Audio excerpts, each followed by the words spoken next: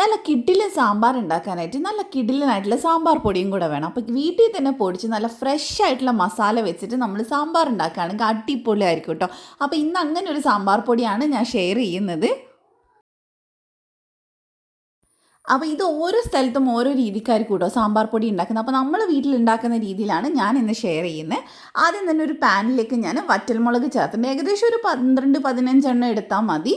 അപ്പോൾ അത് നമുക്കൊന്ന് വറുത്തെടുക്കുക, കരിഞ്ഞു പോകരുത്. നന്നായിട്ടൊന്ന് ചൂടായിട്ട് അതൊന്ന് പൊട്ടുന്ന പരുവാണ്, എന്നാലും നന്നായിട്ട് പൊടിച്ചെടുക്കാൻ പറ്റുള്ളൂ.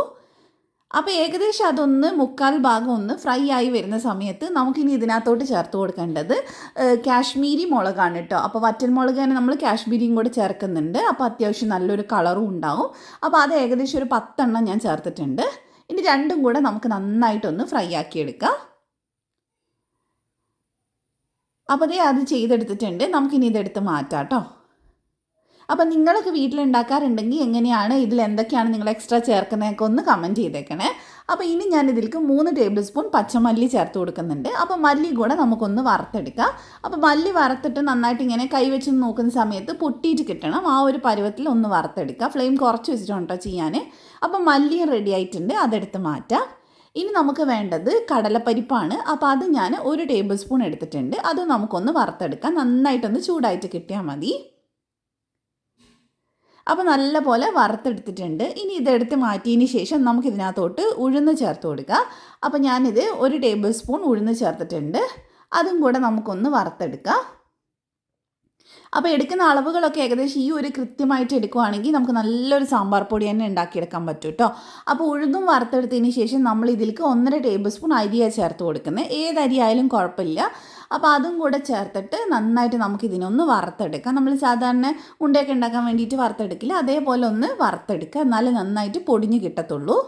അപ്പോൾ അത് വറുത്ത് മാറ്റിയതിന് ശേഷം ഇതിലേക്ക് ഞാൻ 1 ടേബിൾ സ്പൂൺ ചെറിയ ജീരകം ചേർക്കുന്നുണ്ട്. പിന്നെ ജീരകത്തിൻ്റെ കാര്യം പറയുകയാണെങ്കിൽ എല്ലാവരും ഒന്നും ചേർക്കാറുണ്ടാവില്ല. ചില സ്ഥലങ്ങളിൽ ജീരകം ചേർക്കാതെ ഉണ്ടാക്കാറുണ്ട്. അപ്പം നിങ്ങൾ അങ്ങനെയാണ് ചെയ്യുന്നതെങ്കിൽ ജീരകം സ്കിപ്പ് ചെയ്തോളൂ. ഞങ്ങളിവിടെ ജീരകം ചേർത്തിട്ടാണ് കേട്ടോ ഉണ്ടാക്കുക, അതുകൊണ്ടാണ് ഞാൻ ചേർത്തത്. അപ്പോൾ അതും ഒന്ന് വറുത്തെടുത്തിട്ടുണ്ട്. ഇനി നമുക്ക് വേണ്ടത് 1.5 ടേബിൾ സ്പൂൺ ഉലുവയാണ്.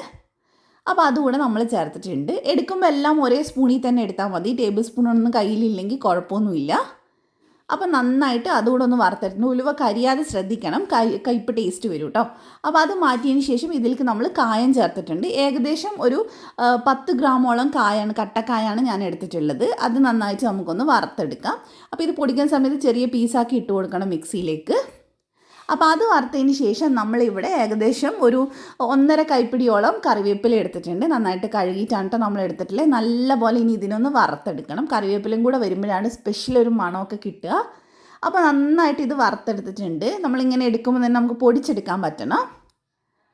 അപ്പോൾ അതേ നമ്മളെല്ലാ സംഭവങ്ങളും വറുത്തെടുത്തിട്ടുണ്ട്. ഇനി ചെറു ചൂടോടെ, നല്ല ചൂടോടെയല്ല, ചെറു ചൂടോടെ വേണം നമ്മളിത് പൊടിച്ചെടുക്കാനായിട്ട്. അപ്പോൾ നമുക്ക് നന്നായിട്ട് പൊടിഞ്ഞ് കിട്ടും. അപ്പോൾ കുറച്ച് നേരം പുറത്ത് വെച്ചതിന് ശേഷം മാത്രം പൊടിച്ചെടുക്കുക. അപ്പോൾ ഞാനിത് എല്ലാം പൊടിച്ചെടുത്തിട്ടുണ്ട്. അപ്പോൾ ഈ ലാസ്റ്റായിട്ട് ഞാൻ കുറച്ച് മഞ്ഞൾപ്പൊടി ചേർക്കട്ടെ. ഏകദേശം 1/2 ടേബിൾ സ്പൂൺ ചേർത്തിട്ടുണ്ട്. അതും കൂടെ ചേർത്ത് നന്നായിട്ട് പൊടിച്ചെടുക്കുക. അപ്പോൾ നമ്മുടെ പൊടി ഇവിടെ റെഡി ആയിട്ടുണ്ട് കേട്ടോ. വളരെ സിമ്പിളായിട്ട് ചെയ്യാൻ പറ്റുന്നതാണ്. അപ്പോൾ ഇതുപോലെ ഉണ്ടാക്കിയിട്ട് സാമ്പാർ ഉണ്ടാക്കിയതിന് ശേഷം ഫീഡ്ബാക്ക് അറിയിക്കുക. ഇതുപോലത്തെ കൂടുതൽ റെസിപ്പീസിന് വേണ്ടി ധ്യാൻസ് കാർണർ ഫോളോ ചെയ്യണേ. താങ്ക്